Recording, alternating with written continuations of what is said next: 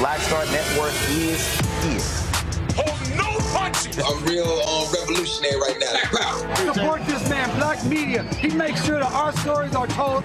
Thank you for being the voice of Black America, Roland. Stay black. I love y'all. All momentum we have now, we have to keep this going. The video looks phenomenal. See, there's a difference between Black Star Network and Black-owned media and something like CNN. You can't be Black-owned media and be scared. It's time to be smart. Bring your eyeballs home. You dig?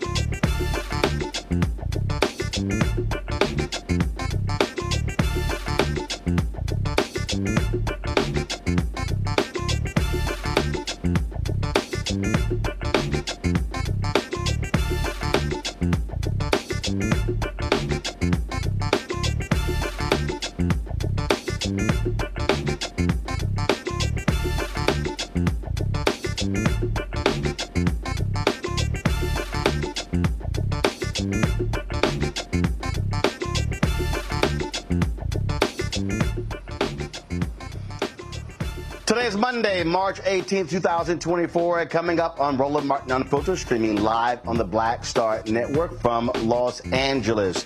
The Movement for Black Lives has a essay series that explores their policy vision for economic justice. We'll talk to their public policy expert about that and what it means for the black community. Also, as the gang violence in Haiti continues to expand into more affluent parts of the country, some U.S. citizens are back on American soil while others are still waiting to get out. Niger is kicking U.S. troops out of the country. We'll talk to a national security and foreign policy expert about what this means for that country and other African nations. Also, the White House held a Women's History Month reception during which President Biden signed an executive order strengthening research into women's health care. Supreme Court justices are deciding if the government can regulate misinformation from social media. We'll talk about that as well. Plus, NAACP Image Awards took place in Los Angeles on Saturday. We'll tell you who won and who the big winners that night and hear from some of those winners. You're watching Roland Martin Unfiltered right here on the Black Star Network. It's time to bring the funk. Let's go. He's got whatever the miss, he's on it. Whatever it is, he's got the scoop, the fact, the find. And when it breaks, he's right on time and it's rolling. Best believe he's knowing. Putting it down from sports to news to politics. With entertainment just for kicks, he's rolling. It's on go, y'all. It's Roland Martin, rolling with Roland now. He's funk, he's fresh, he's real, the best, you know he's Roland Martin now.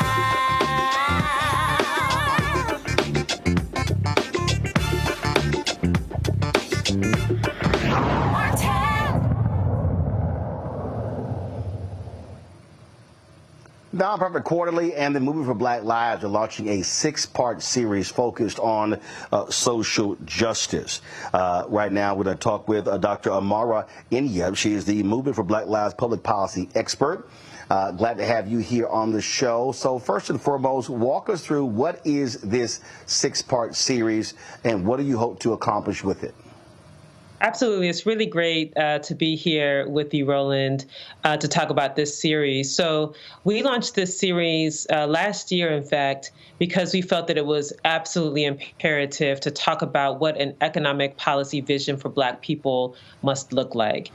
We have been tracking, particularly in the last 3-4 years since COVID, the economic fallout for Black communities. We have been tracking issues around wealth or the lack thereof for Black communities. We've been tracking issues around housing, the unaffordability of housing, conversations around guaranteed basic income, reparations.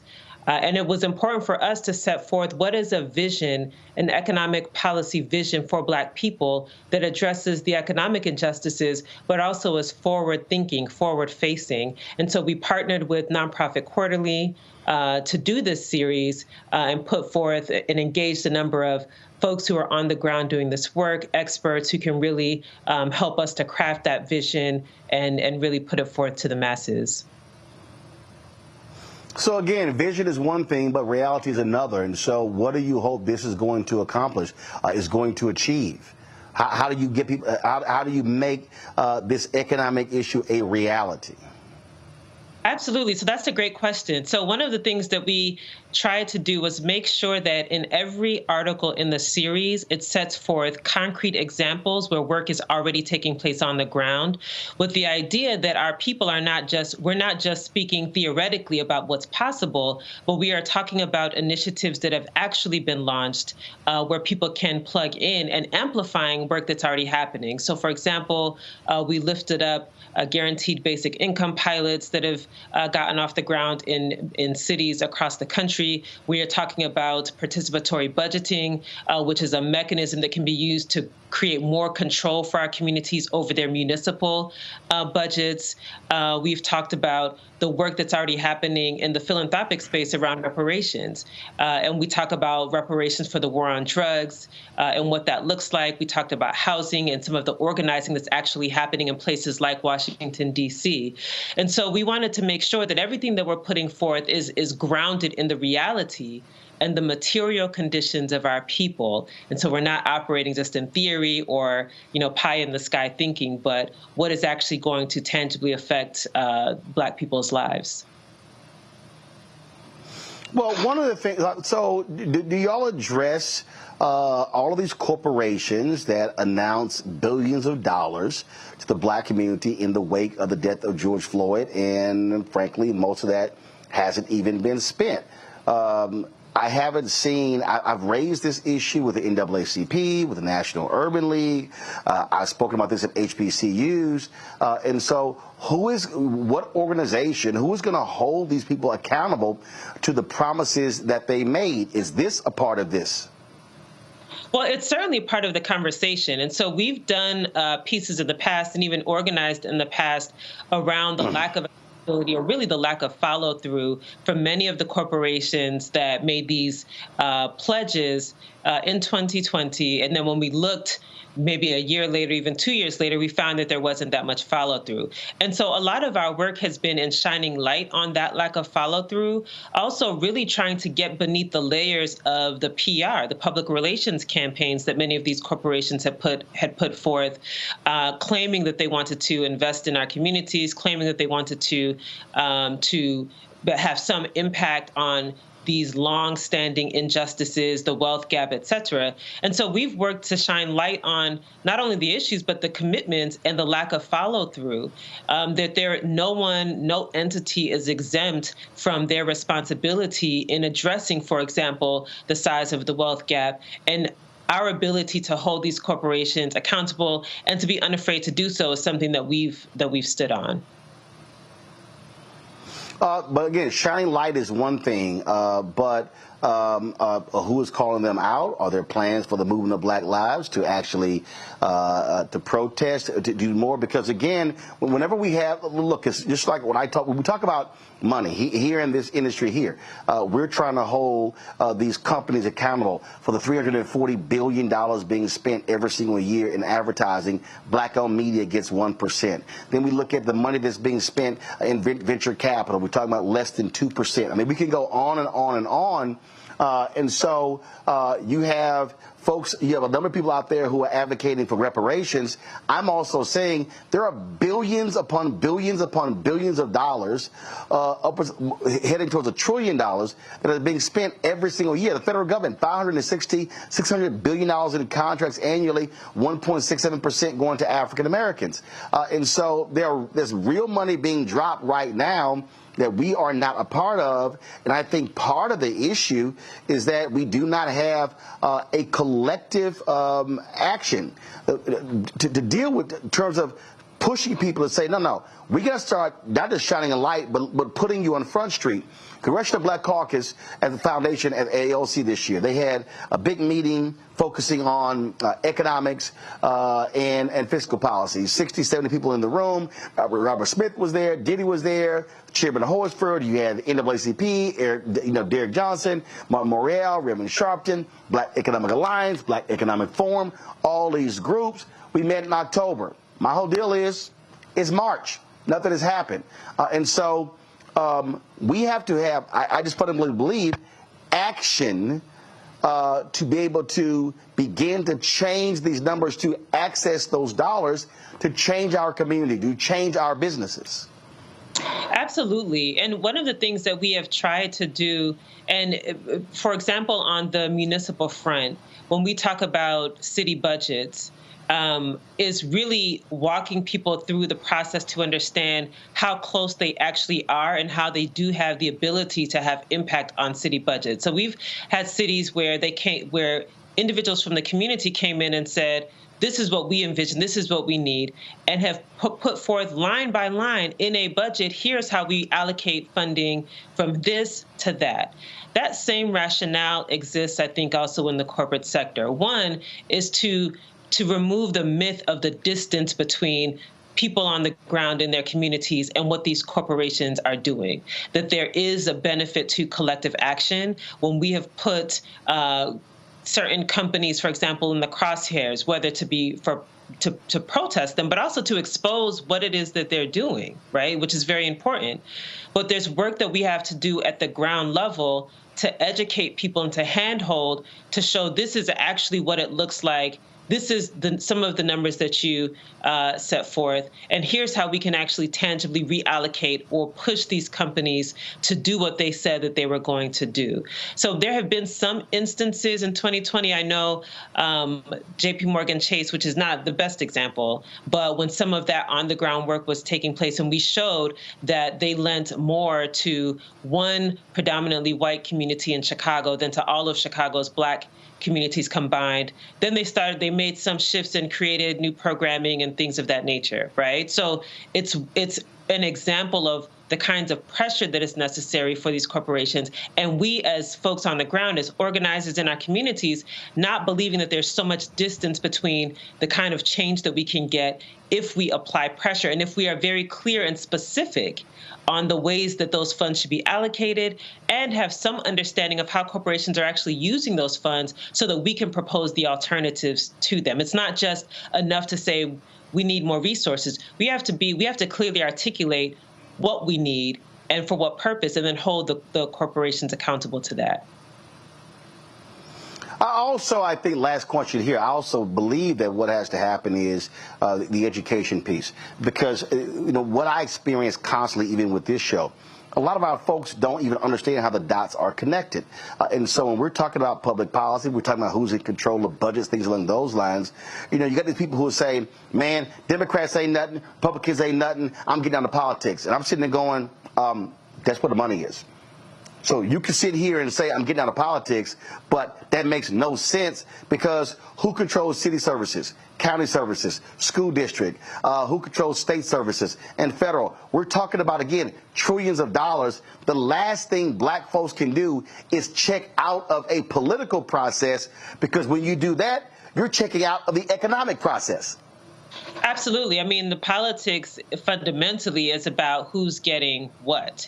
And so the people who are in the game or who are at the table will largely make the decisions about how resources are allocated and to whom. And so we actually have additional responsibility, because we know that for so long, those who are at the table implemented and instituted policies that would deliberately exclude Black people. And we can run down the history of that, whether it's redlining, whether it's just looking at local procurement budgets and which are Black vendors getting access to procurement opportunities in your local city, right? So we have an additional responsibility, because we know that those who've been at those tables have largely intentionally excluded our people. And if we check out of the process, then we actually have no way of influencing the decisions that are made, particularly around how budgets are developed and how resources are allocated. Where can people access the 6-part series?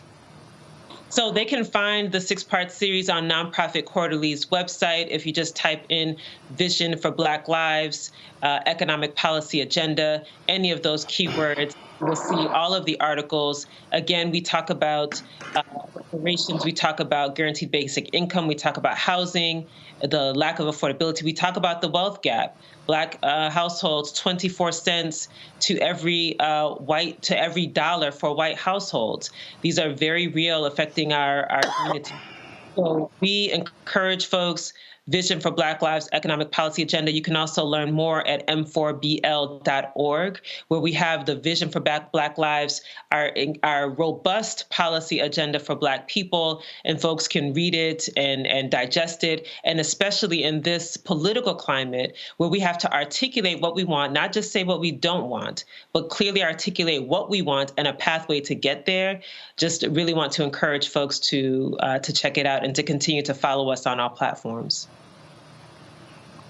All right, Dr. Inya, we appreciate it. Thanks a lot. So much. All right, folks, we'll talk about this with our panel when we come back right here on Roland Martin Unfiltered on the Black Star Network.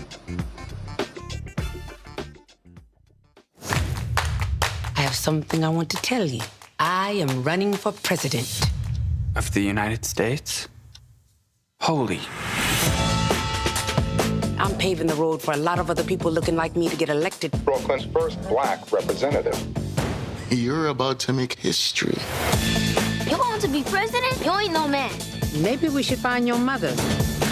All you got is your one vote. You sound just like every other politician. Do I look like every other politician? Freedom! Truly, you can't win. And why can't I win? I have an opportunity to make a difference. Creation! This isn't a campaign. It's a joke. The only thing anybody's going to remember is that there were a bunch of black folks who made fools of themselves. See too much suffering. And I don't know how to not try. We're living it proud. Step by step. I don't think I'm special. I just want to remind people what's possible. We need something that's going to make some noise. The Black Panthers and Shirley Chisholm. It's like thunder and lightning. I'm going to force all the politicians to be held accountable. You gonna do all that. School teacher from Brooklyn. Harriet was just a slave. Rosa was just a domestic. What is it you do for a living again?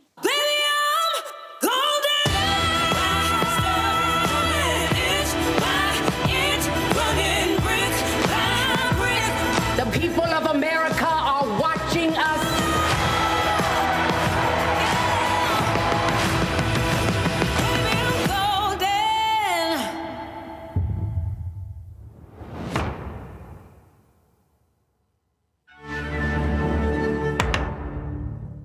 This is Essence Atkins. Mr. Love King of R&B, Raheem Devon. It's me, Sherry Shepard, and you know what you watch. You're watching Roland Martin, Unfiltered.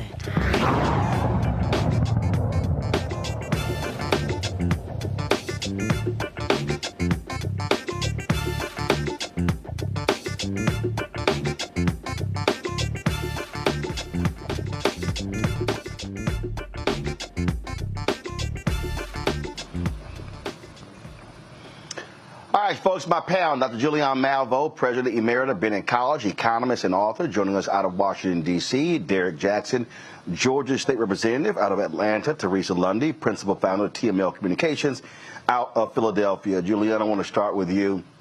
Again, as an economist, let's talk about the money. I mean, the thing here is that what they're doing here is great shining a light. It's great sort of unpacking this. But the audience has to understand the money game. I always say, if you're not having a money conversation, you're not having an American conversation. And so what people have to begin to understand is that when we talk about how do you change the money, you have folks who are advocating for reparations. You see what's happening in California. You see what's happening in New York. Obviously, efforts on the federal level. That's a long, long process there that folks have been fighting for decades and centuries. What you also have right now, you have budget allocation. How money is being spent city level, state, county level, state level, school district, federal level. Then you have the money that's in public-private partnerships. Then you have the money that's coming from corporate America. And from a leverage standpoint, what we have is the ability to challenge, call out folks, but also withdraw. Dr. King talked about this April 3rd, 1968. So what black folks are going to have to understand, as long as we are willing to keep buying products, they have no incentive to change. As long as we are not voting at a maximum of our voting power, they do not have an incentive to change. People really need to understand, if we are voting at 65, 70, 75, 80, 85%, that will scare the hell out of folks on the local, state, national level, and then you're going to see a change in how dollars are being allocated. Roland, you're absolutely right about that and about so many other things around this issue. One of the things, I found the young lady's conversation obviously making great points. Movement for Black Lives does great work. But I found it specious from this perspective. As you said, and Pusheron, where are the concrete steps?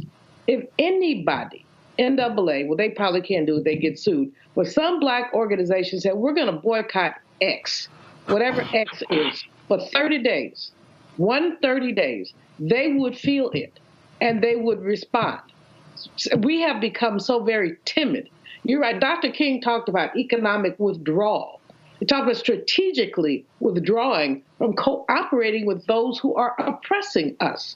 And we have the rhetoric, and then some folks shilly-shally back to very same stores, very same companies that have been oppressing us. And these companies are very great at window dressing.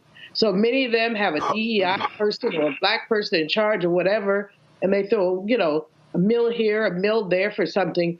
But let's remember that in the wake of the assassination, the murder of George Floyd, $50 million went on the table of corporations who said they were going to do this, they were going to do that. Two things about that. One was just ultimately self-serving. Those banks who said they were going to provide more mortgages, well, that's not free money. And you're going to get interest. So that's just whatever. But secondly, of the money that was put on the table, probably only 5 million of it really went to black organizations like the Urban League and AA.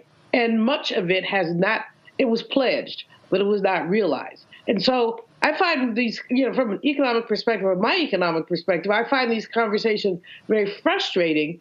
They could put out, let's boycott, let me say, McDonald's, for want of a better word. And I'm not picking on McDonald's. They're, Fortune 500 companies, Fortune 50 companies. But let's just say that somebody said, let's do that for a month. They would feel it.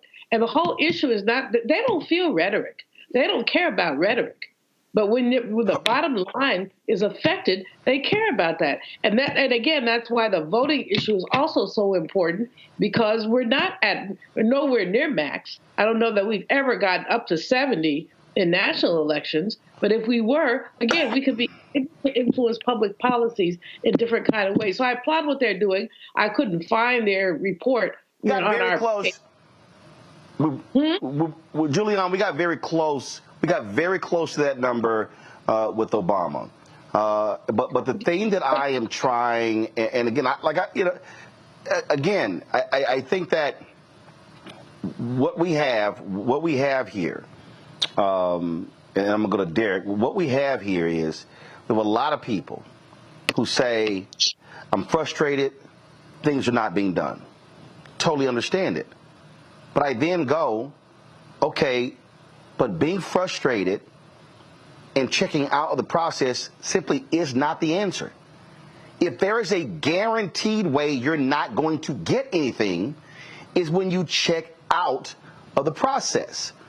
And so what we have is, we have a lot of frustration, a lot of anger, a lot of people who feel as if nothing is being done.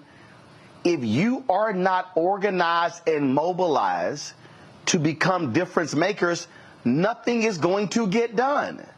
I am speaking as somebody who is the son of two parents who were founders of a civic club who said, we want to change our community. My parents didn't go to college.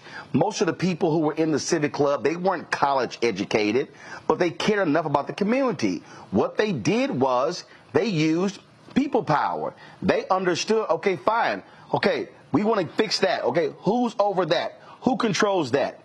Councilperson, county commissioner, member of Congress, and so they did it. But it wasn't one or two individuals. They actually got together to make it happen. I just think that we have a lot of people in our community who are complaining about things. We have to understand, as long as we are not mobilized and not organized, nothing is going to change when it comes to accessing the money.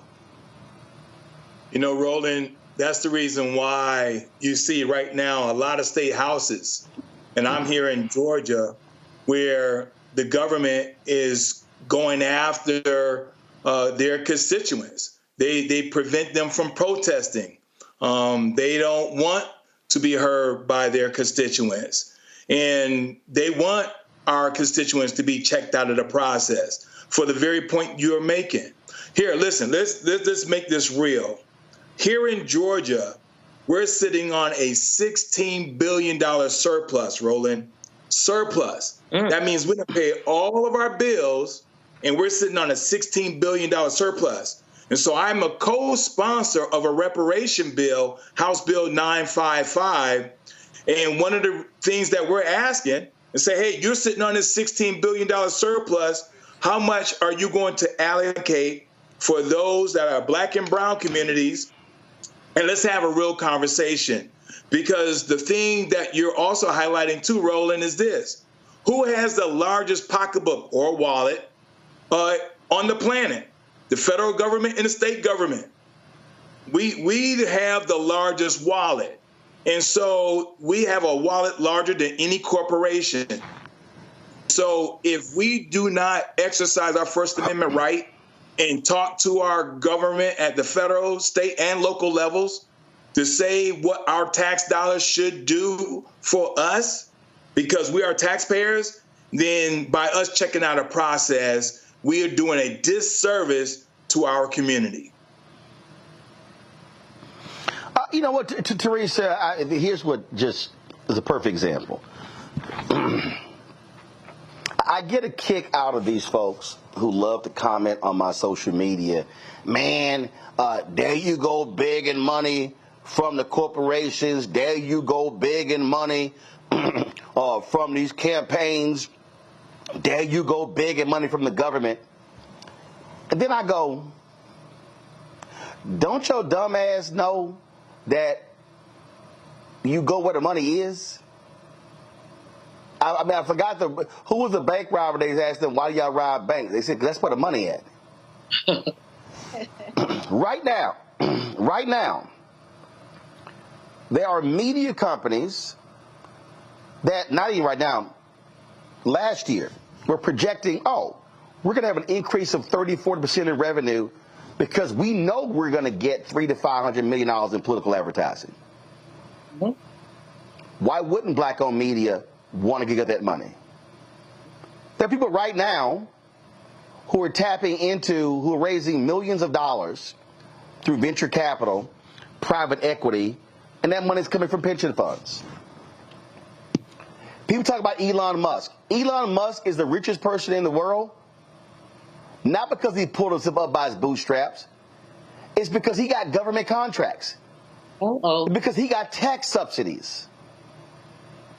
So when I hear these people yell and complain and bitch about the Congressional Black Caucus and, well, these black politicians, they not doing this, they not doing that. Do you know who calls them? Corporations looking for tax breaks, looking for tax incentives. Mm-hmm. When we look at right now, Teresa, city contracts. You're in Philadelphia. When look, you ain't moving contracts in Philadelphia unless you're dealing with black people. What's the number that we're getting? Our people are going to have to understand. Whining, complaining, yelling, screaming does not change the economic game. Voting, organizing, mobilize, putting pressure does. I don't know of anything black people have ever gotten in American history that we got just because. It was because we had to apply pressure. So what I was saying to the sister from the movement Black Lives, I totally get shining a light on something. Ida B. Wells talked about that. We do that in media. They have to feel pressure in order to change the game. No, you're absolutely right. You know, when we, especially, you know, Roland, when you start getting on this topic, obviously it's near and dear to my heart because I do own a business. And the many conversations and the many contracts I've even received from the city of Philadelphia and other cities had to do with, you know, being a minority and subcontractor. And even, you know, that whole subcontracting process is something else than the same. But we also have to look at the percentage that they're trying to give minority businesses. And there is concerted efforts to make sure the minority businesses are getting the contracts and that they are in the room and a part of the project. But part of it is it's always, a very, very slim piece of the pie. And so I agree, staying silent has never worked. Being in the background and hoping that you can get to the next positions after you've stayed there for 20 and 30 years just doesn't work anymore. We have to really understand that truth to power really means understanding your network, understanding your net worth, and understanding your value. And the only way people understand those three things if we activate it differently. That means speaking up. That means writing. That means asking others who look like you that is in that room, hey, by any chance, what are you getting for, this type of work? Because it is, it's a conversation starter. But again, you also see the inequities of those that are in that position.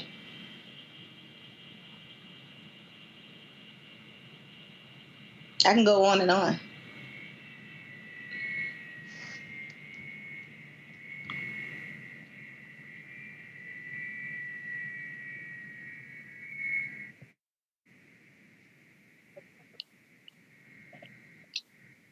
Teresa, while we wait for Roland, can I ask you what has been the biggest contributor to your success in terms of getting contracts, et cetera? Can you hear me? I can hear you. I don't know that the team can, but like I said, while we had a little dead air, just wanted to ask you a question about the biggest contributors to your success. Yeah, I think the biggest. Sorry about that. I lost. I lost 1 second. I lost video return there. Sorry about that. So we got the technical glitch fixed out here. Teresa, can you hear me? Yes, I can. All right. I want to pick up on when you opened it. You said, as a small business owner, when we're talking about this money game, this is the problem that I keep having. I was on a phone call with an advertiser, 2 hours ago. But it also comes to capacity. So when people are talking about, man, black women are starting business at a faster rate than anybody else, absolutely correct. But they're small. And so when we're talking about accessing the money, when we have the ability to access the dollars, when we have the ability to get the contracts, we now can go from 1 to 3 to 5 to 10 to 20 to 50 to 100. That changes the game. The problem is a lot of us are small. And so our people have to begin to understand that it's not just starting a business, it's building and growing a business and having capacity. Capacity is the number one issue that small businesses have. Some of the things that I've been recommending to people, I think I started out with the whole employee method, so that is everybody is getting on a W-2. But remember, employers have to pay those taxes. So I think when you're starting out, one of the recommendations I would do is hire the crucial individual or individuals that can help grow it. And then 1099 everybody else for special projects and everything else. Because once you start paying those employee taxes and other taxes therein, gets a little steep. But again, when we talk about capacity, that's one of the major things that, contracts from local and state are looking at. Do you have 10 or more that can, work on a $3 or $5 million project? And if the answer is no, you're already looked to the side. So, in preparation for some of those big projects, I always kind of go to those who've had the prime contract year after year.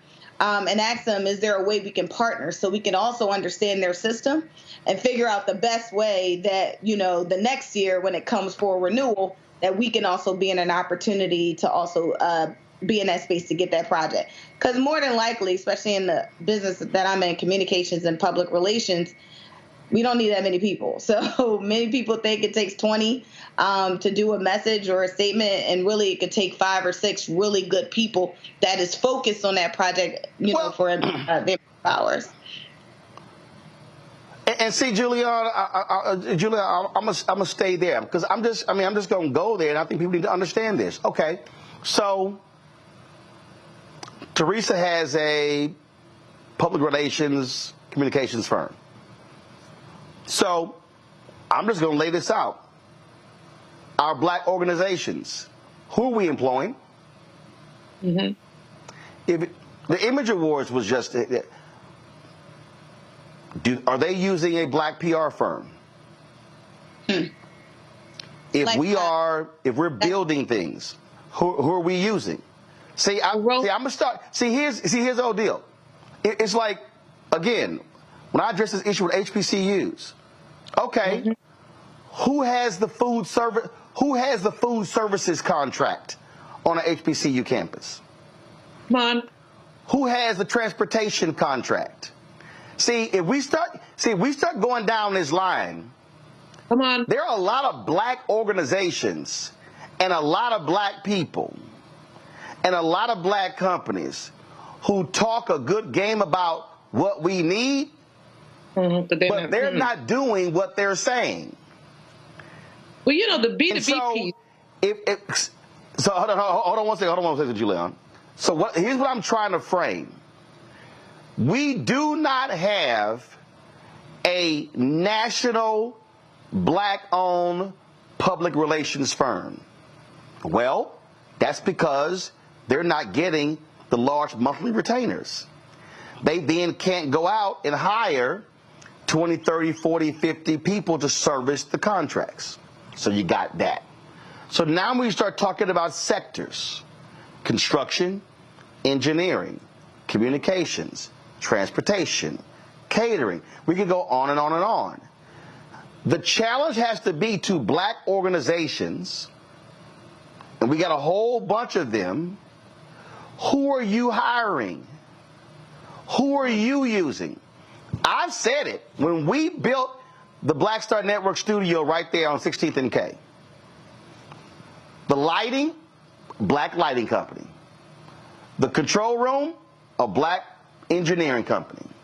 The green screen is a black drape company.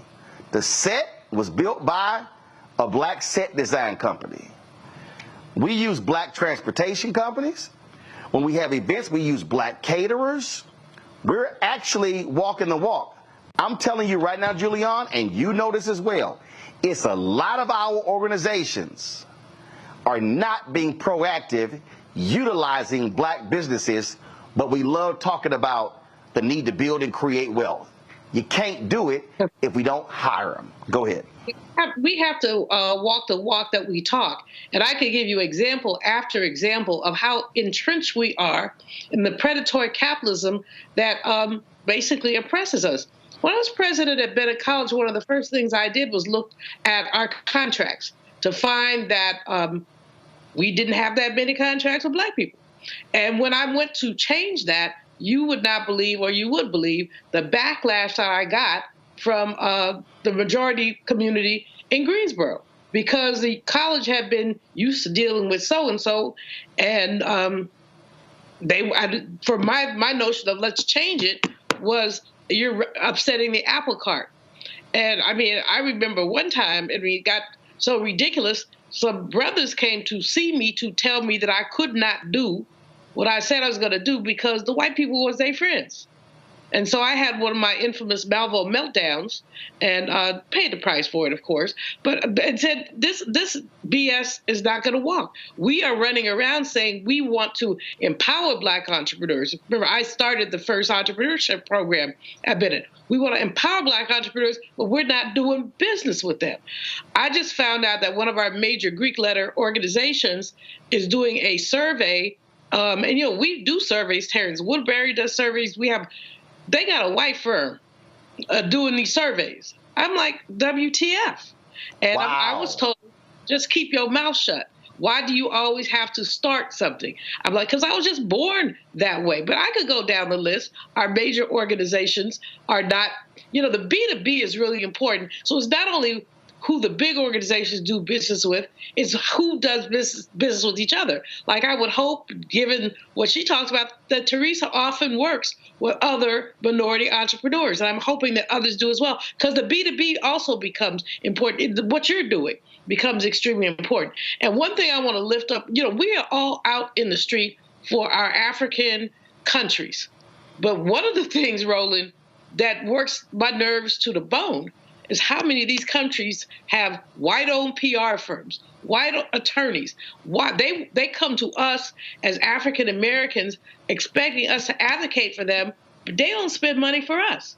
I mean, money talks and you know what walks. And basically what we're seeing is the contempt that even many Black people have for Black-owned business. Just the utter contempt that we have. Because when you walk by a brother to give some money, and a sister to give some money to a white man or woman, what you're saying is you don't matter. But then you're going to turn around on the minority business tip and try to get yourself another contract. I'm a minority business. Well, what are you doing with your minority business dollars? And for probably, I don't have a number, but I'd say 70 to 80% of Black-owned businesses do not support Black-owned businesses. And that includes our HBCUs, tragically. Right. Derek, I'll give a perfect example, Derek. I remember in Illinois, there was an initiative that was, the LGBT community was trying to defeat this initiative. And they kept coming to the Black lawmakers. And one of the Black lawmakers said, why is your whole lobbying team white? Mm-hmm. Y'all coming to the Black legislators and your whole lobbying team white. They said, don't come back in here unless you got some Black lobbyists. Okay. Now, that's a Black politician. That's a Black politician making it clear, y'all want our votes, but your whole team is white. We know the story when Beyonce met with Reebok and walked in the meeting and the whole room was white. She walked out of the meeting. I ain't doing business with y'all, because how y'all going to disrespect me and y'all can't have anybody on the other side of the table looking like me? What we're talking about here is you've got to have Black CEOs, Black corporate execs, Black politicians making demands and making it clear, no, I'm going to use my leverage, influence, and power to change the economic paradigm. And so if it means getting one Black person hired, 5 Black people hired, if it means making sure contracts are going to Black people, I'm going to do that. So now if that begins to happen in many places with scale, overnight, we change the economic paradigm. I said this here, Derek, regarding PepsiCo. And I had Mark Morial on, and I told Mark, I said PepsiCo Foundation has a 5-year, $10 million initiative with the Urban League to stand up Black-owned restaurants. Support it. PepsiCo has been running these commercials. They want to drive $100 million in receipts to Black-owned restaurants over a period of 5 years. I support it. PepsiCo spends $3 billion a year on marketing, and they own a ton of stuff. $3 billion. If they spent that 5% with Black-owned media, that's $150 million a year. That's $750 million over 5 years. Which one of those three has a greater impact on Black America? The 5-year, $10 million partnership with the Urban League, the $100 million in receipts to Black restaurants that they can't track, or the $750 million to Black-owned media? We've got to have, and I said this to the CBC. I said, the starting point, if y'all want to support Black-owned media, I said to the CBC, start with every single one of those logos who sponsors the Congressional Black Caucus Foundation, ALC. All those companies. I said the CBC should go to them and say, are you committing a specific spend to Black-owned media of your marketing dollars? They should be saying, what are your Black transportation contracts, PR, audio-visual, catering, on and on and on. I said to the CBCF, I said to the CBC, I said this to the NAACP, to the Urban League, to all these groups. Stop letting people come in and be on your boards and sponsor your events, and you're getting a table check, but leaving billions on the table for Black America. Derek, go ahead. You know, Roland, to the essence of your question, and what you're highlighting is do we know our value, and do we know our power? Because once we know our value and we know our power, we can affect change. Case in point, right here in Georgia, like I mentioned earlier, a $16 billion surplus. And so we're asking, hey, what are we going to do with this surplus? We're going to pay all our bills, and you're talking about doing more in the Black and brown communities. We want to know what that is. Another way that we can address this, right here in Georgia as well, we got over 400 lobbyists. Only of that 400, about 21 are Black. And so here we sit in the largest Black caucus in the nation. If we don't do something with this power and knowing our value and our worth, what good is it? The last point, to your point, Roland, is this. According to the economists, the Black community, just the Black community, is $1.8 trillion. That's how much that's what our spend is in the United States, $1.8 trillion. So we can support our own, we can create our own, we can have Black Wall Street on steroids. But we got to get through the mindset that that we can do this with other Black companies. We don't have to be validated absolutely by white companies. Yep. There you go. There you go. Folks, hold tight 1 second. Got to go to break. We'll be right back on Roland Martin Unfiltered on the Black Star Network.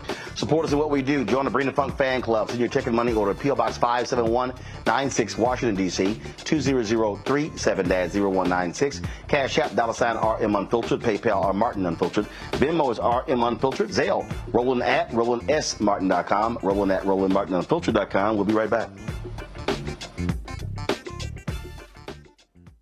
I'm Dee Barnes, and next on The Frequency, Beyonce has always been country. We're talking to music, pop culture, and politics writer Taylor Crumpton about her new article on Beyonce's new country songs and how country music has always been part of Black culture. Since the release of Texas Hold'em and 16 Carriages, there has been a definition of what Black country music is and a definition of what white country music is. White country music historically has always won the awards, have always got the certifications. Black country music has not. This is a conversation you don't want to miss. That's next on The Frequency on the Black Star Network. Next on the Black Table with me, Greg Carr.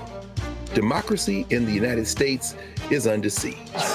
On this list of bad actors, it's easy to point out the Donald Trumps, the Marjorie Taylor Greens, or even the United States Supreme Court as the primary villains. But as David Pepper, author, scholar, and former politician himself says, there's another factor that trumps them all and resides much closer to many of our homes. His book is Laboratories of Autocracy, a wake-up call from behind the lines. So these state houses get hijacked by the far right, then they gerrymander, they suppress the opposition, and that allows them to legislate in a way that doesn't reflect the people of that state. David Pepper joins us on the next Black Table, here on the Black Star Network. It's John Murray, the executive producer of the new Sherry Shepherd Talk Show. This is your boy, Earthquake. And you're tuned in to Roland Martin Unfiltered.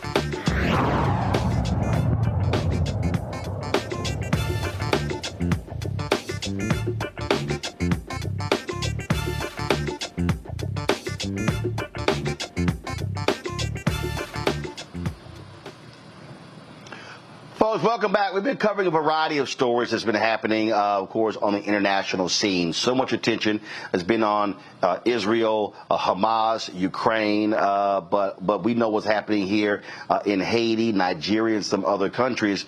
And so let's talk about what's happening in Niger. They've actually made a decision that has caught a lot of folks by attention, and that deals with the removal of United States troops. The government there is breaking off with, quote, with immediate effect its military operations agreement with the United States.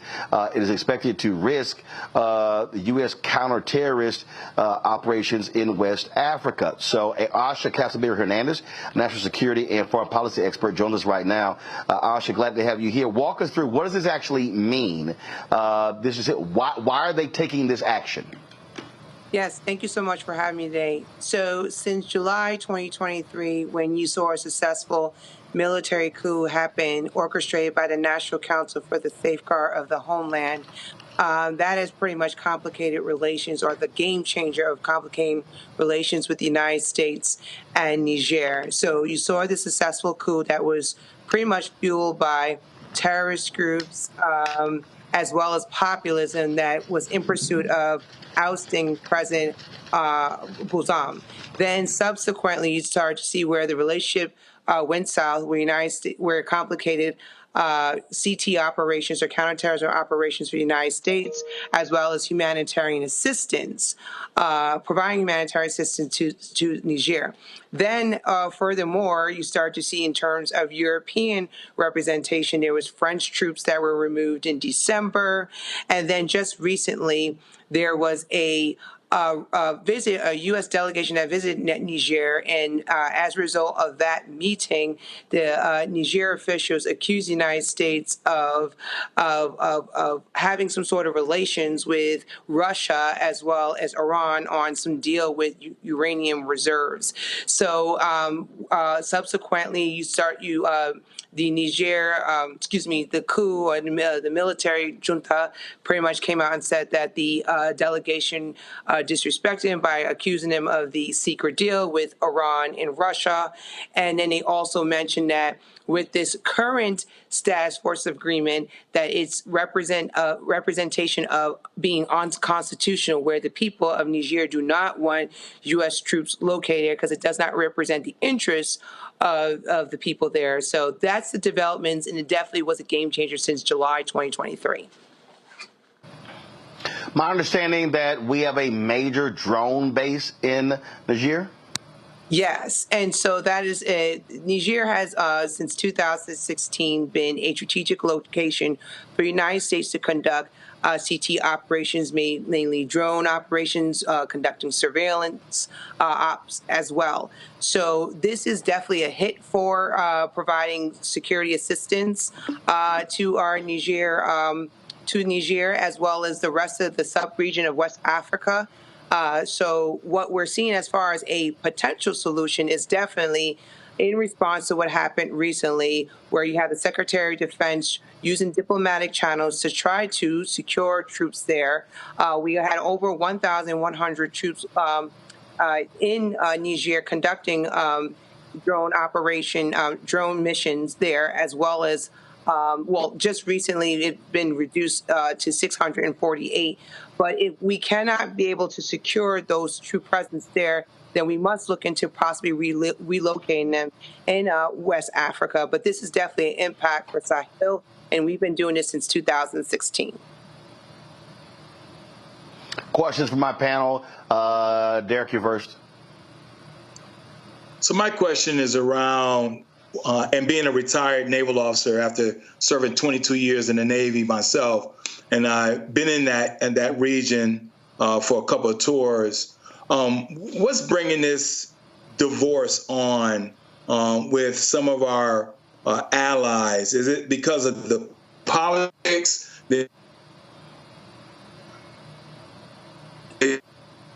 What's really spurring this on?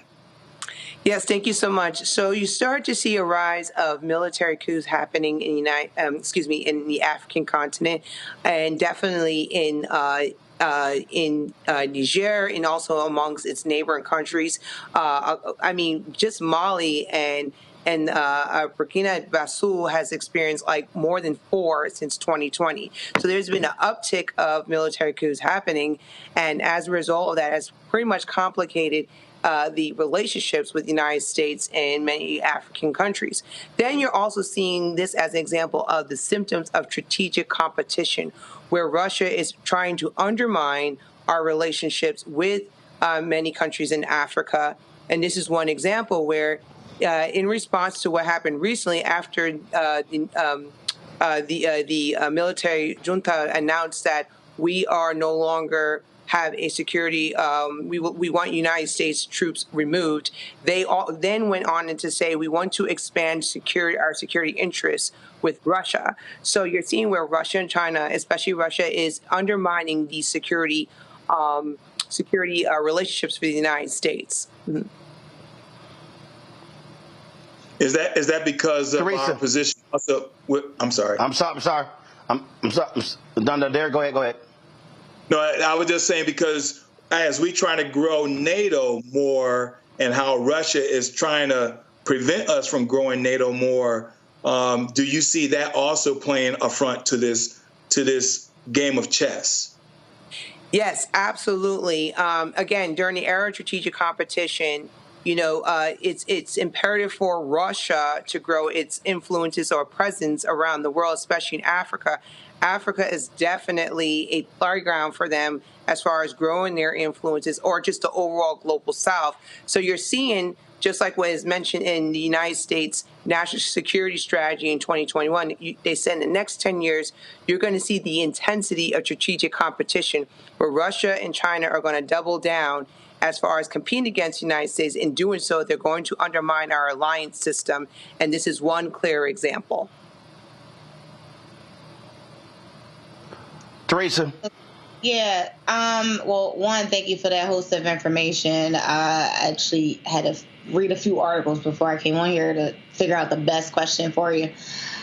One of my questions is, now that this has happened, is this something that we'll see in the immediacy this year? I know they're getting removed now, but is there, because I haven't seen anything from the White House really make a statement about this, and I'm not really sure why.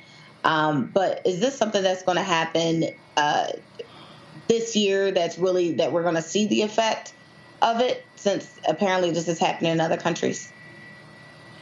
Well, yes, there's a possibility. But as far as what the White House is saying, they're using diplomatic channels. National Security Advisor Jake Sullivan, along with Secretary of Defense Austin, mentioned that they're trying really hard to work very closely to secure a quick decision on making sure that we have troop presence there. But again, because this is a strategic competition, this is harder to do right now with our allies and partners in the African continent. So some of our decision makings, we don't end up with our desired outcomes because of the fact that it's being more contested through Russia and China. So, but the best thing is to right now maintain diplomatic channels and ensuring that we maintain our presence there and continue to conduct CT operations as well as providing humanitarian assistance. Julian. I was in Zambia in July, and it was very clear to me the Chinese influence on the African continent. I mean, much of the new construction that was taking place in Lusaka, the signs were Chinese symbols, etc. We do not do what we used to do in terms of foreign aid, and yet China is picking up their aid on the African continent, especially, as is Russia.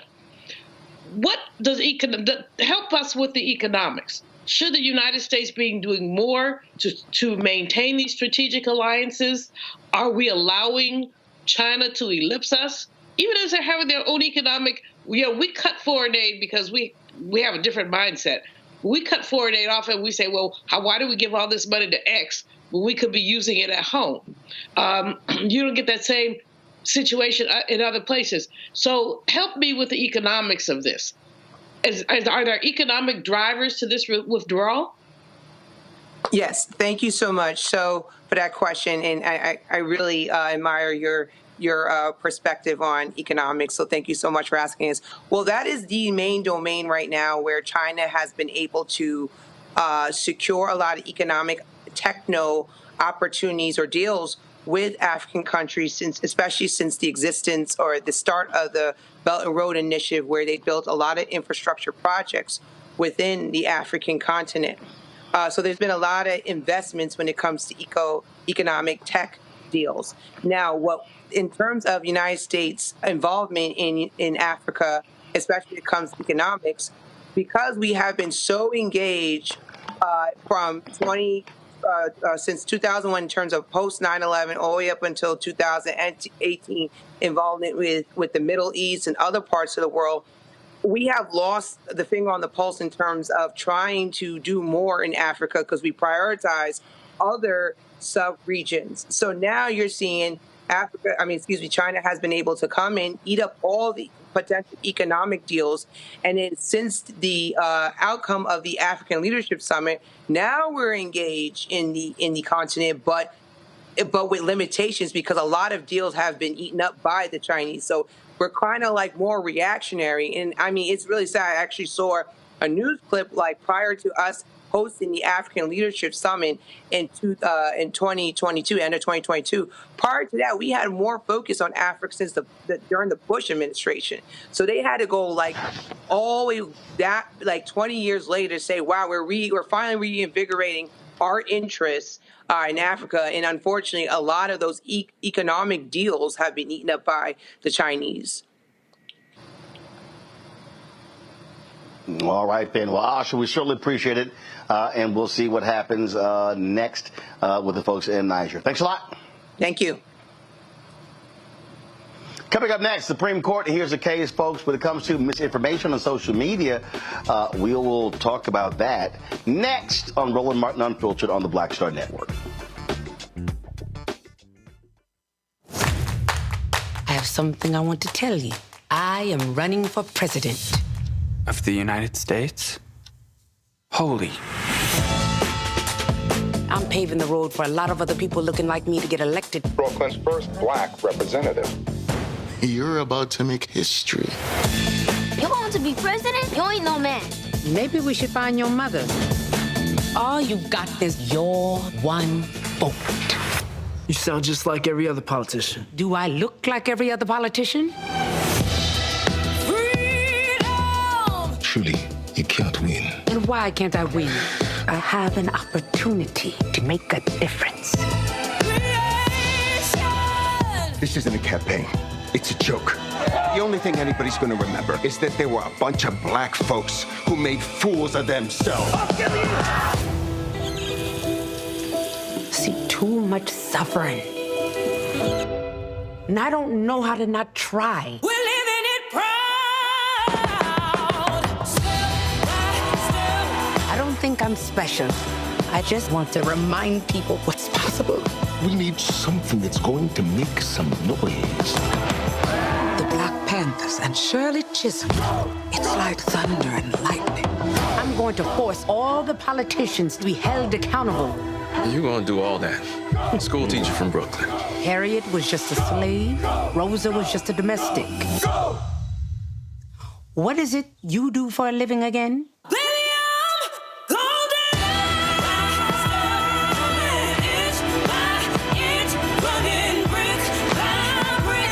The people of America are watching us.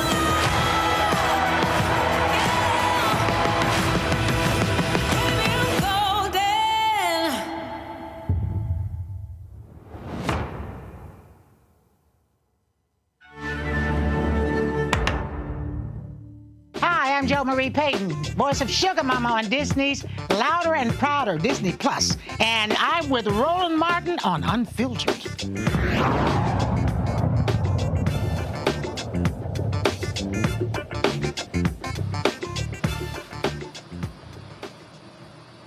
All right, folks, welcome back to Roland Martin Unfiltered. The Supreme Court justices today heard arguments about the dispute with Republican-led states over how far the federal government can go to combat controversial social media posts like COVID-19, national security, and others. This could, of course, say for a lot when it comes to the issue of free speech. Isosa Osu, the founder and CEO of Onyx Impact, an organization created to fight harmful information targeting black communities, joins us now from Atlanta. Glad to have you here. What we have, Isosa, here, you've got for instance, in Virginia and Texas, you've got them putting age restrictions on, let's say, accessing porn material. You've got other states banning access to TikTok and other apps. You've got, you've got all these measures that are going on under the guise of government protecting teens. But the question is still, the people are posing like, wait a minute, who are you to impose these restrictions on individuals using these sort of apps? Is that what's at the heart of the Supreme Court case? So much for having me today, Roland. And I think what we're seeing here is that this lawsuit appears to be a far-right strategy to weaponize the First Amendment and to weaponize disinformation. And it will have a direct negative impact on our ability to protect Black voters and Black election workers in 2024. And so when you're looking at... So unpack that. How so? Unpack it. How so? What type of misinformation they're hoping to allow? So how did this case come to be? We had two attorney generals from very red states team up with 5 conservative pundits and activists claiming that their posts were being taken down by social media companies at the behest of the U.S. government because they seemed to be inaccurate and misleading. They went to conservative courts to uphold this, and a very conservative court, the Fifth Circuit, actually threw out most of the case. The remaining parts of the case are what was being argued today in front of the Supreme Court. And today the Supreme Court seemed incredibly unhappy with the way the case had been framed. They seemed incredibly dubious about the blanket First Amendment claims being brought before it.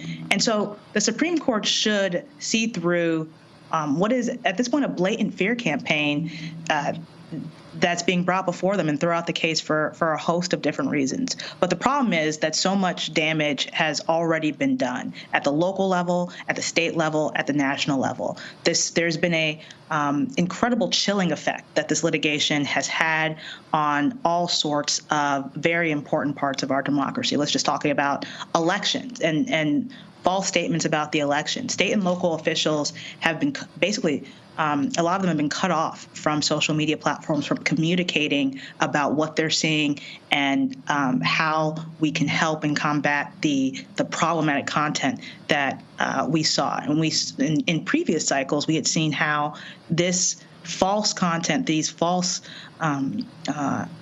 election lies led directly to disinformation campaigns against Black voters, led directly to harassment campaigns against Black election officials. And right now, any communication is essentially being stymied. And again, we're just seeing this fear campaign that's being driven by this litigation strategy that's just creating an America that's not where I think a lot of us want to live. Well, and what we're seeing is that in what used to be the mainstay of old were robocalls. So what they're now saying is, wait a minute, they know how vital social media is, and so this is the next frontier in this battle. They want to be able to say whatever the hell they want to say. It was like the argument they used when it came to Facebook and Twitter banning Trump. Well, because he's a candidate, he should be able to say whatever he wants. Not when it's put out lying and misinformation. Exactly, Roland. And when you think about it, our government has a responsibility. It has a duty to ensure free and fair elections. And when you're seeing inauthentic persuasion campaigns, AI images targeting Black voters, when you're seeing, as you pointed to, false robocalls to Black voters, foreign dissuasion campaigns imitating Black activists like we saw in 2016. At the end of the day, if we're not allowed to set up to protect ourselves, we're just putting Black voters at risk and we're putting our democracy at risk. Questions from the panel. Teresa, you first. Yeah, well, thank you so much for giving us that high-level overview. One, I find it disturbing, but I'm also very curious on what some of the big media individuals like Facebook and LinkedIn, what they have to say about it? Had they had any input on this particular decision? So social media companies are, I would say that they seem to be taking a posture of passiveness to this particular case. But the social media companies cannot pretend as if there's no link between false claims about the elections and the political violence and harassment that we saw against Black election workers and voters in the 2024 or in the previous elections. Social media companies need to be held to account before, during, and after elections for their role and responsibility for the content that's spreading on their platform. They're making billions of dollars off of our information and refusing to share any of theirs, no matter how much harm is shown, no matter how often we see negative impacts. And so I think that there is a lack of accountability that really has to be studied and pushed back on from social media companies right now. Julian? Thanks for giving us an update on, or just an explanation of how this got to court. Because I think when I first read about it, I'm like, how did this even get there to the Supreme Court? My question, you mentioned the Black election workers. And the two sisters who were harassed, but somebody put their information out so that people knew where they lived, what their phone number was. They were getting all kinds of threats. Would this case amplify or diminish people's ability to do that kind of thing? This case would amplify people's ability to, what you're calling is called doxing. It's putting out people's personal information so that they can be harassed online. And there are certain guidelines that some social media companies try to push back on, but they are unbelievably loose, and they didn't protect Ruby Freeman and Shay Moss, right? And so if you're in a situation where you're trying to where there's a case that protects the amplification of disinformation, this is a definite, and it chills the ability for local and state election officials to talk to the government about what they're seeing. It will 100% lead to situations where these types of disinformation campaigns, harassment campaigns, are far more likely, and we know who those harassment campaigns tend to target the most. Derek? My question is around accountability. I would have thought after Fox News lost the lawsuit and having to pay $787 million, that was enough accountability to tell both networks and social media that you will be held accountable. But what we're seeing now are all these state legislatures, while the Supreme Court is, dealing with this case at that level, right here in Georgia, as you well know, last week we just passed a bill that it's a Republican-led legislature. They said it's okay for misinformation and disinformation to be done as long as it is not done within 90 days of an election day. Yours truly asked the question, well, wait a minute. That doesn't mean the misinformation and disinformation is going to just evaporate within 90 days of the election. What can we do to hold these state legislatures accountable while the Supreme Court get their business in order?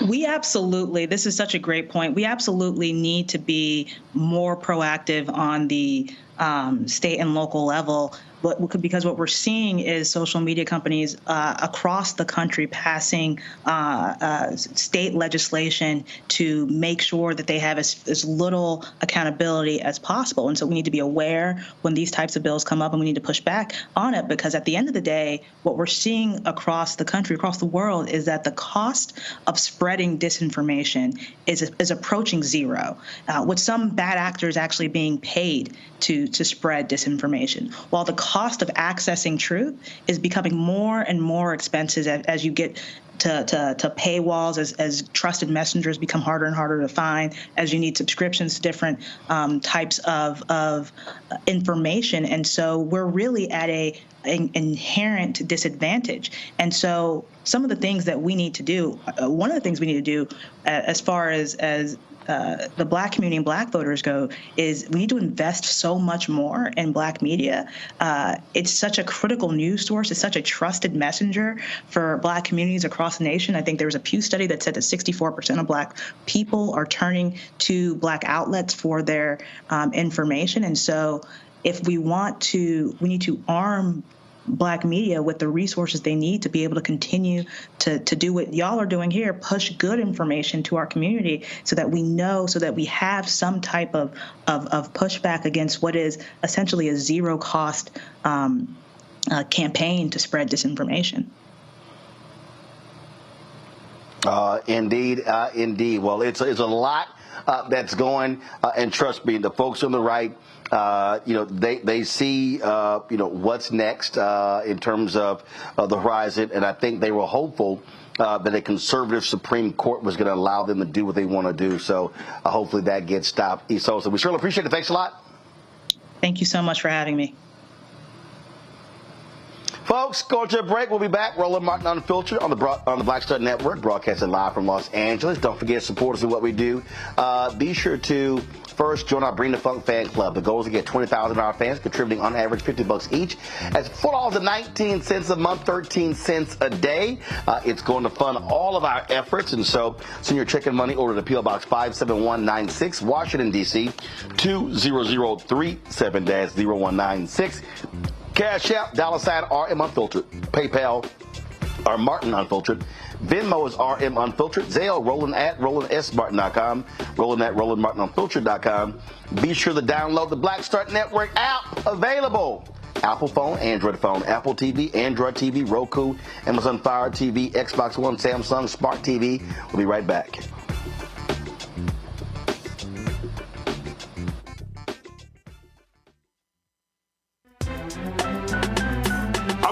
Muhammad, live from LA.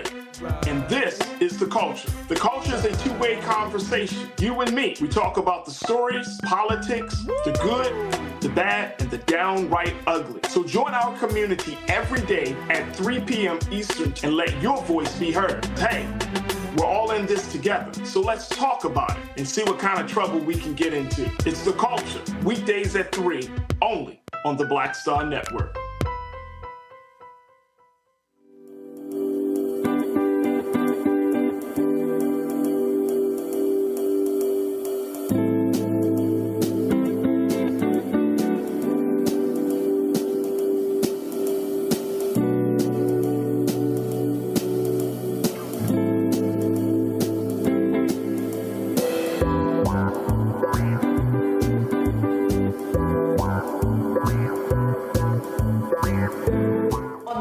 Get Wealthy with me, Deborah Owens, America's Wealth Coach. Less than 5% of the top executive positions in corporate America are held by women of color. We know it's not because of talent. A recent study says that it's microaggressions, unconscious bias, and limited opportunities being offered to women of color. On our next show, we're going to get incredible advice from Francine Parham, who's recently written a book sharing exactly what you need to do to make it up into the management ranks and get the earnings that you deserve. I made a point to sit down and I made a point to talk to people. And I made a point to be very purposeful and thought-provoking when I spoke to them. That's right here on Get Wealthy, only on Black Star Network. Hello, I'm Paula J. Parker. Truly proud on the Proud Family, Louder and Prouder on Disney+. And you're watching Roland Martin, Unfiltered.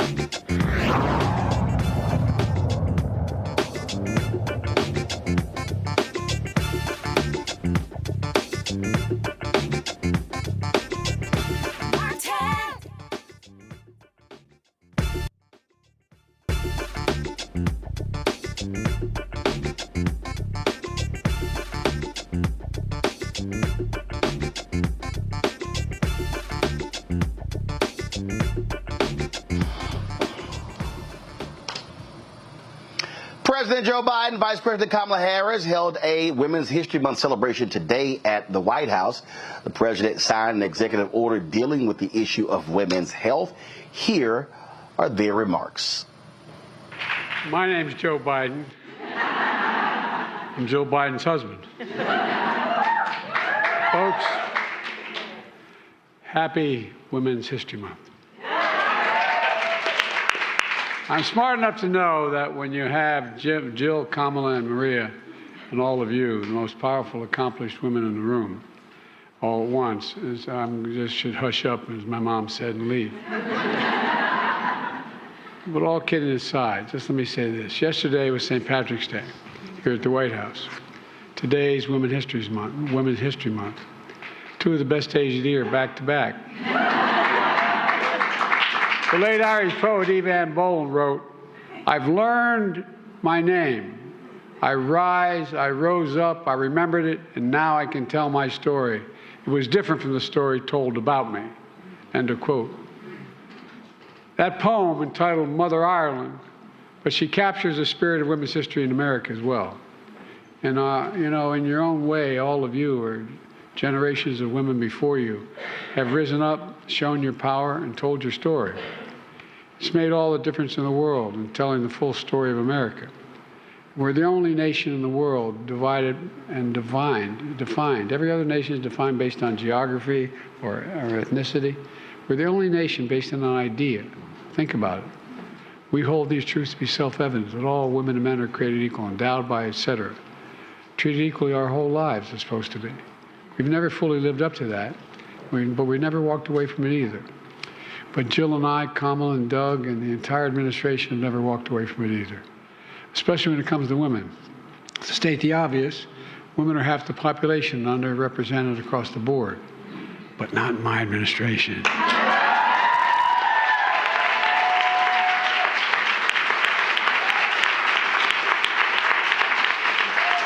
State the truth, all the women in our family are brighter than all the men, so it's not a hard decision.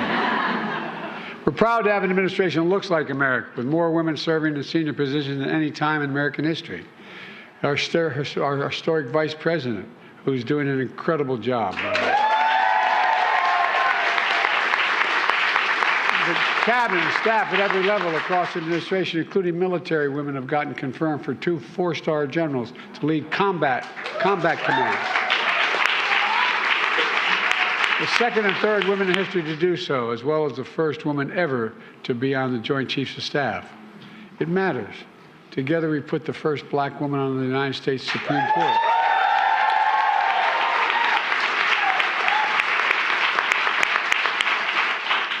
And I'm mildly prejudiced, but I think she's the brightest person on the court. And more black women on the Federal Circuit Courts of Appeals than all previous presidents combined. And together we made historic progress through one of the toughest periods our nation has ever been through. Folks, and as Jill just talked about, we've launched the first ever White House initiative in women's health research to pioneer the next generation of scientific research and discovery in women's health. Think of all the breakthroughs we've made in medicine across the board, but women have not been the focus. Research has been taking much too long to get to you all. I've called on Congress, as we've said, I'm repeating myself here, $12 billion for that effort. And today we're jump-starting that investment by dedicating $200 million to the National Institute of Health to tackle some of the most pressing health problems facing women today. With the executive order I'm about to sign, I'm directing the most comprehensive set of executive actions ever taken to improve women's health, ever taken. And I'm going to ensure that women's health is integrated and prioritized across the entire federal government. It's not just in women's health, not just at NIH, the National Science Foundation, the Defense Department, the Environmental Protection Agency. I mean, across the board, this is really serious. And I will spearhead new research and innovation for breakthroughs in a wide range of women's health needs, and that you experience throughout your lives. Because it really matters. It matters. Because we're focused on supporting women together, our administration has turned around the economy. Because we focused on women, by the way. Focused on women. We've achieved a lot. Greetings, everyone. Greetings and happy Women's History Month. To our incredible President Joe Biden, who of course we all know as a tireless fighter for the safety and well-being of women. To our First Lady, Dr. Jill Biden, who is a long-standing, lifelong champion for women's health and women's health research. To the first, second gentleman of the United States, my husband, Doug Emhoff, who's been a powerful advocate for gender equity, and to the members of our administration and all the extraordinary leaders, and I'm going to come to Maria later. It is an honor to be with all of you. So this month and every month, we honor the women who shaped our nation and our world through their vision, courage, determination, and incredible skill, and upon whose broad shoulders we all stand. So, as many of you know, my mother was a scientist, and when she began her career, only 7% of science and engineering PhD graduates were women. And even fewer, of course, were women of color. My mother had two goals in her life: to raise her two daughters, my sister Maya and me, and to end breast cancer. And because of the fact that our mother never asked anyone permission to pursue her dreams, within one generation, I stand before you as the first woman vice president of the United States.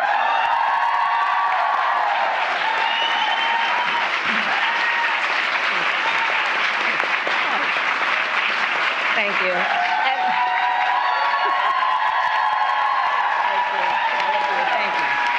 Thank you. And as vice president, I have traveled to 20 countries in every hemisphere in the world. And I believe the measure of the strength of a democracy is measured based on the standing of its women. Yes. President Joe Biden and I then have been very intentional, and he's been an extraordinary leader of our country, in ensuring that we do all that we can to lift up the status of the women of our nation, including their economic status, understanding, of course, that when you lift the economic status of women, families benefit, communities benefit, and all of society benefits.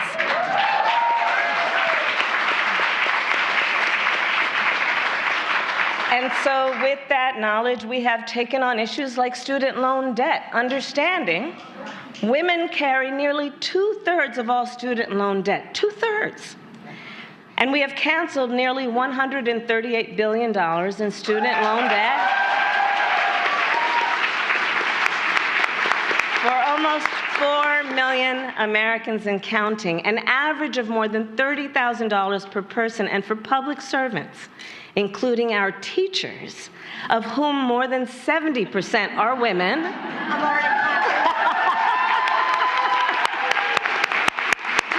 And 1/4 of this stage. And for those who are in public service, like our teachers, we have forgiven an average of over $60,000 in student loan debt. To lift up the economic status of women, we have also invested in women entrepreneurs and small business owners. Across our nation, millions of women want to start or grow a business, but don't necessarily have access to the capital that allows them to do that. So building on work that I did with many of you in the United States Senate and under the leadership of our president, we have now invested billions of dollars to expand access to capital for women entrepreneurs. To lift up the status of women, we have lowered the cost of health care. In particular, the cost of insulin for our seniors. What many of the leaders here know is that 1/5 of women over the age of 65 have diabetes, and far too many have had to make the choice between either being able to afford to fill their prescription or fill their refrigerator. We also know seniors who are women are 80% more likely to live in poverty. So the president and I and our administration capped the cost of insulin for our seniors at $35 a month.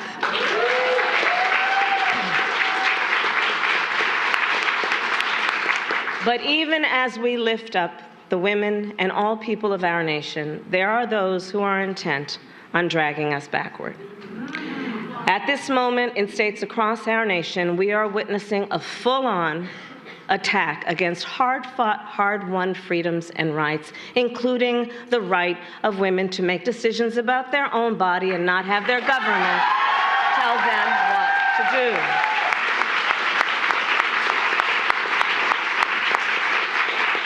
Today in America, 1 in 3 women of reproductive age live in a state with an abortion ban. Since Roe was overturned, I have met women who have had miscarriages in toilets because they were refused care.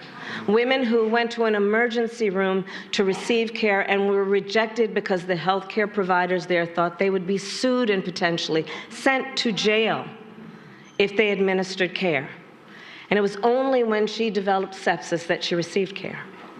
Just last week, I visited a clinic in Minnesota where I met with medical professionals, courageous and dedicated women who provide critical health care and who see, like we all do, clinics across our country which have been closing and forced to close, leaving millions of women without access to essential, everyday, life-saving care. So, in conclusion, I'll just say this. There is so much at stake in this moment, and we each face a question. What kind of country do we want to live in? Do we want to live in a country of liberty, freedom, and rule of law, or a country of disorder, fear, and hate? Each of us has the power to answer that question. With our feet, with our voice, and with our vote.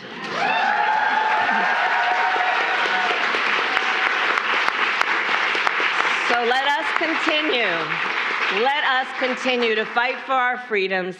And as we know from our history, when we fight, we win. All right, folks, going to a break. We come back.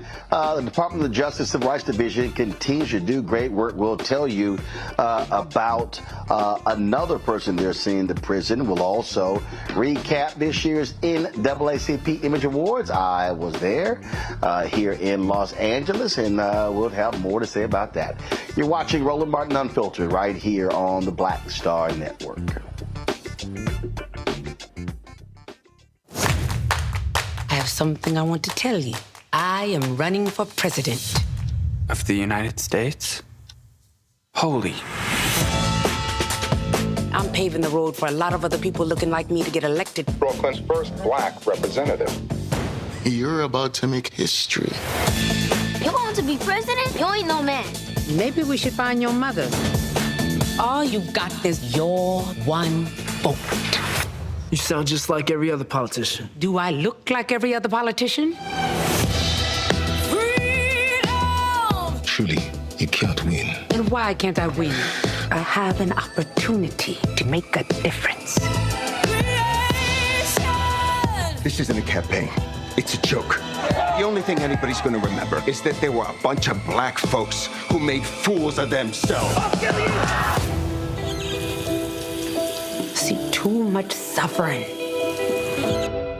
And I don't know how to not try. We're living it proud.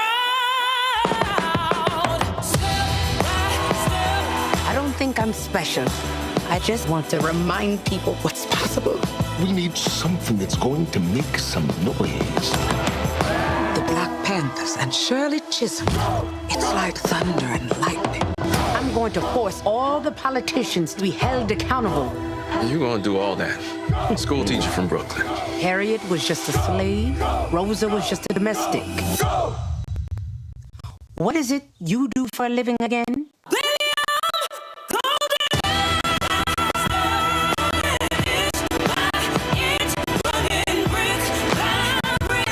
The people of America are watching us.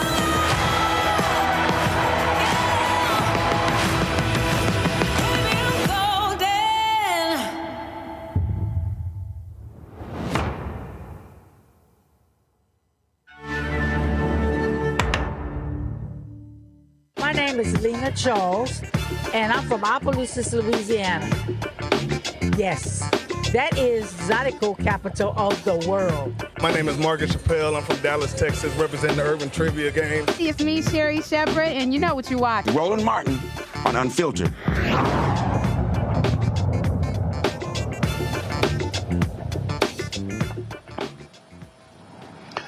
A former Tennessee correctional officer will be spending the next 15 months in prison in 1 year on supervised release for raping a female inmate and covering it up by falsifying reports.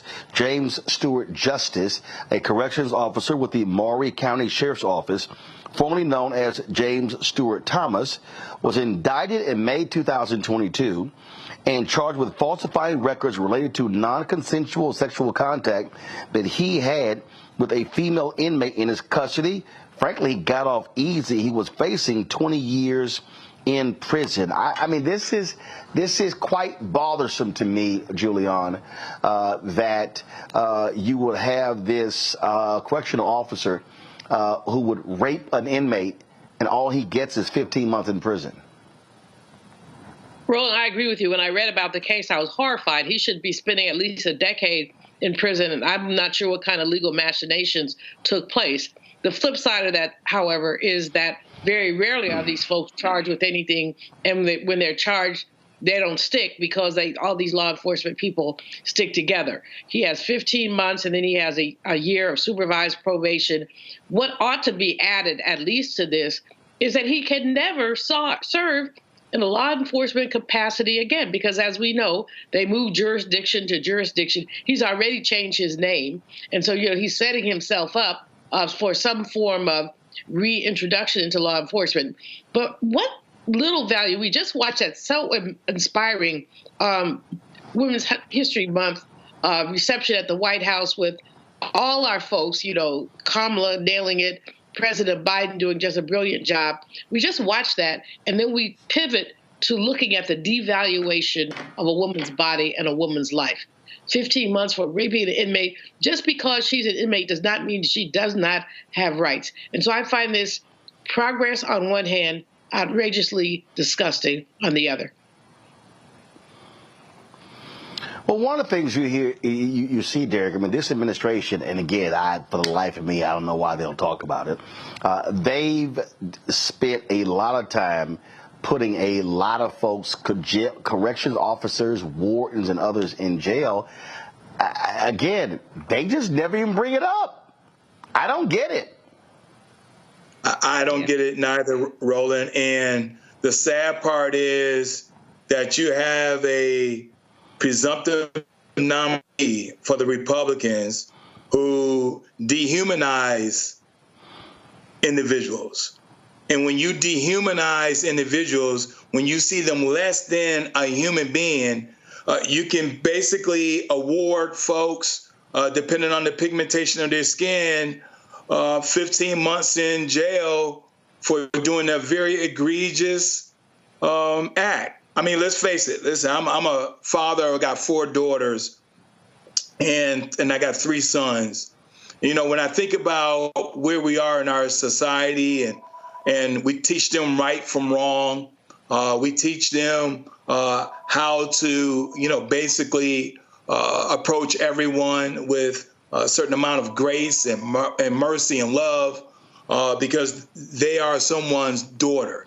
They are someone's wife, aunt, mother. And so when you see cases like this, Roland, and then on the flip side, when you see individuals who do something even less than that, they get 20 years, 30 years in prison. That's the reason why a lot of those of us in the Black and brown community just think that there's 2 criminal justice systems.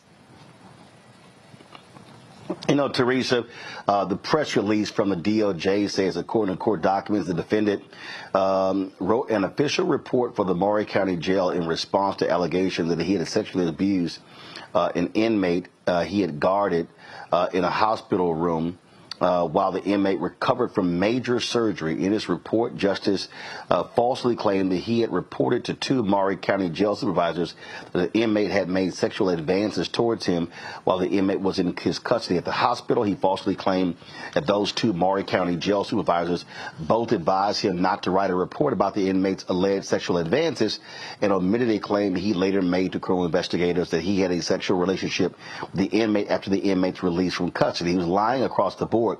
I mean, the reality is this here. That is, the DOJ can request a number of years. Not sure what the request was, but this is what the judge sentenced him to.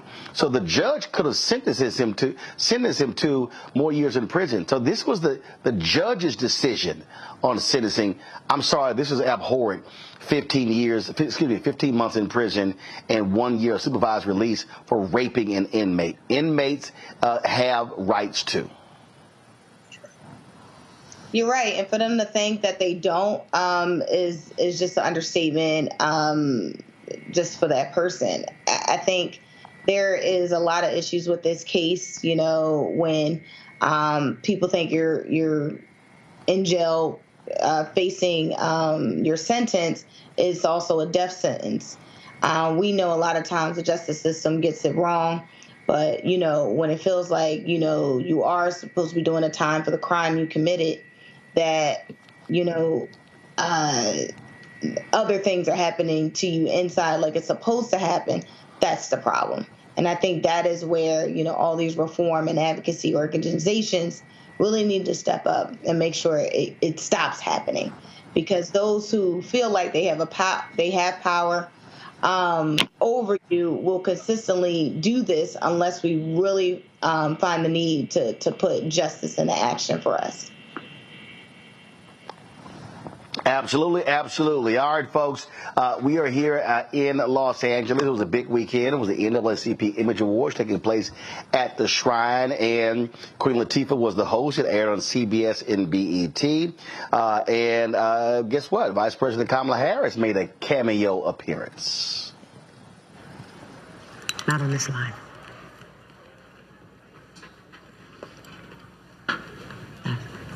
Thanks.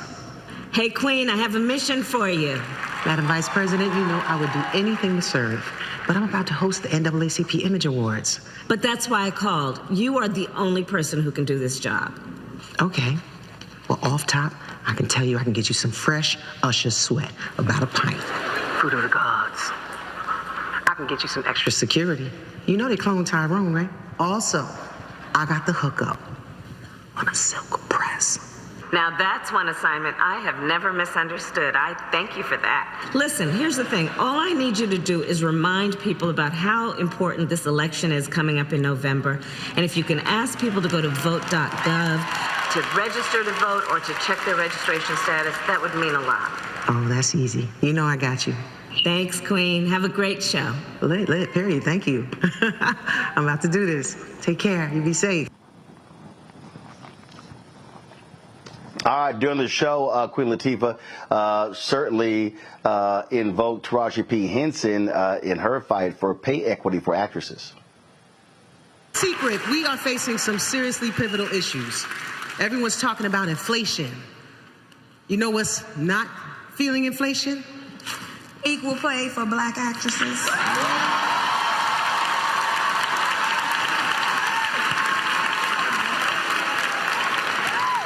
Thank you, Taraji, for standing up for all of us. You know what, Taraji, as a matter of fact, if you are a black actress in this room, would you please stand up?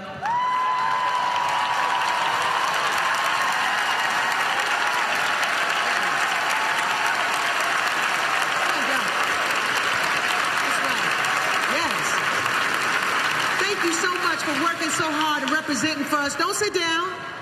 Don't sit down. Everybody else in this whole room, stand up for all of us black actresses who have been representing for us. Support us. Join us. Because it's you who stand next to us every day. We know this. And we want to say thank you. Now you may sit down. Thank you so much. See, we're not alone. We are supported. Big night for Usher. He won Entertainer of the Year. He also was presented with the President's Award for his foundation work. Ooh, my heart is beating really, really fast. But it's good. It beats with passion. And I'm very honored to be able to receive this amazing award from the depths of my soul. My passion work is what has mattered for me the moment my mother made me understand what purpose lies with the opportunity to be able to speak to the entire world. I recognize her more than anybody. I know it's on the prompter. Hold on, don't move. I just wanted to say something before I started. But I wanted to make it known, far too often in our industry do women, not get the recognition that they truly deserve. And when we first started, it was even harder for a mother to believe in the dreams that I had, because I was unwavering, being raised without a father in our home, being raised from a single parent. It was a lot, but she was more defined. If anyone deserves it more than anybody, it's her, because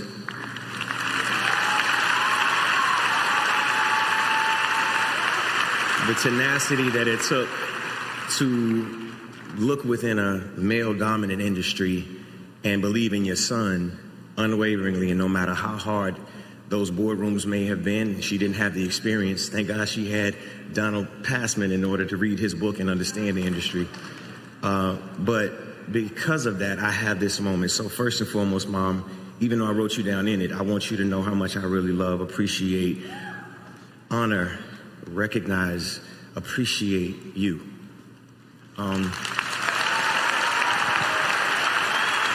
It is an incredible honor to be recognized by the NAACP in this beautiful community.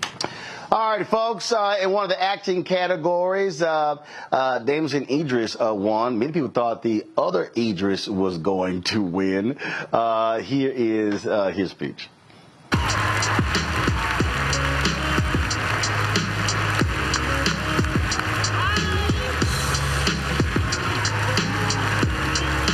Wow. 6 years. Woo. Thank you, God. My mother, she flew from Lagos, Nigeria, 17 hours to be here with me tonight. Before she got on a plane, she said, "Damson, if I come to Los Angeles, you better win." Thank you, NAACP, for blessing me. Shout out to my Snowfall family. This award's been won by so many heroes of mine: James Earl Jones, Michael K. Williams, Lawrence Fishburne. I'm honored to be standing amongst them. I'm honored to be standing amongst you, people who inspire me every single day, people who make art that they could be proud of, art for the present, the past, the future. It's peace and love. Hopefully Denzel knows who I am now. And thank you so much for this honor. Love you all. Peace. New Edition was inducted into the Image Awards Hall of Fame. Here's some of their presentation. Wow, can y'all hear us? Wow, ladies and gentlemen, can y'all hear us up in this place tonight? This is such an honor. This is such an honor. So many people poured into us over the 40+ years that we've been in this music industry. Yeah, man. God, our creator,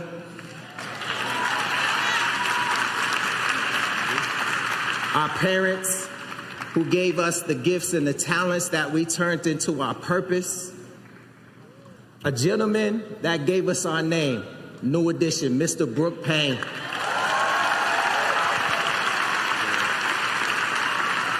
Gifts and talents it's like coal.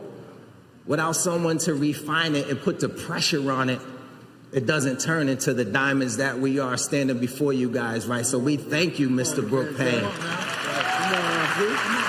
talk about it. Come on, man. The NAACP, as an organization, 1909. W.E.B. Du Bois, or Du Bois, depending on which Negro you hear it from, you know what I'm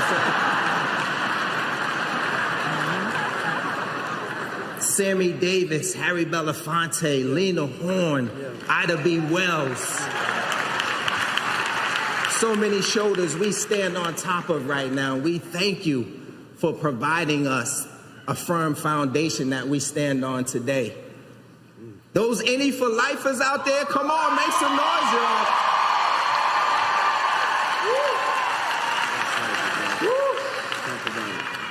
Don't forget the bean. Come on, Mike. Yeah, ladies and gentlemen. I don't normally get to talk, but I had to take the opportunity. Got it. Listen, we stand here from Boston, straight out of Orchard Park Projects.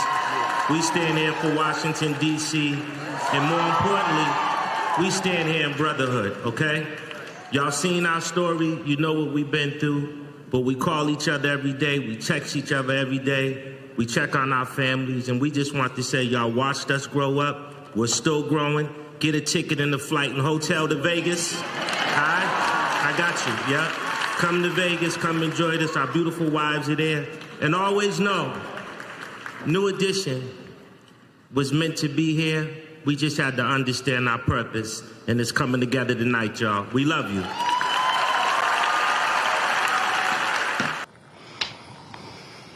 And finally, Fantasia took home an NAACP Image Award for her work in The Color Purple. Thank you.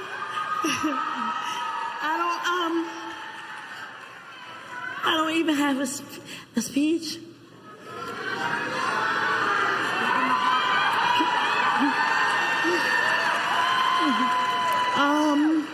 Because I didn't think I was gonna win.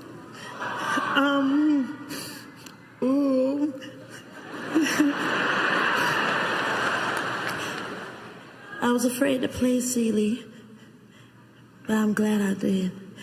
Because I kept saying if I don't win an award, the awards that I will win is the people who will watch Color Purple and the women who will relate to her and will feel like Oscars when they walk out.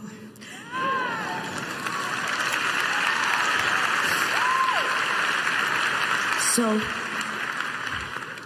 I didn't think I was going to win it. But I want to say thank you to my grandmother, who's in heaven right now, and my mother, who was the first queen that I saw, who carried herself with elegance and class, and showed me that any room that I walked in, I didn't have to compete with no one.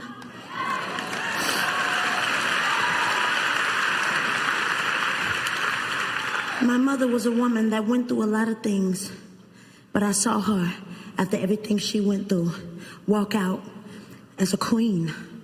With a smile on her face, she always kept God first, and I will continue to do the same. This does not make me, but I thank you for it. But everything that I went through, God, and only God.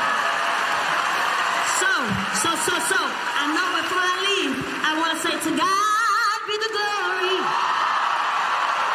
To God be the glory. To God be the glory. For the things that He has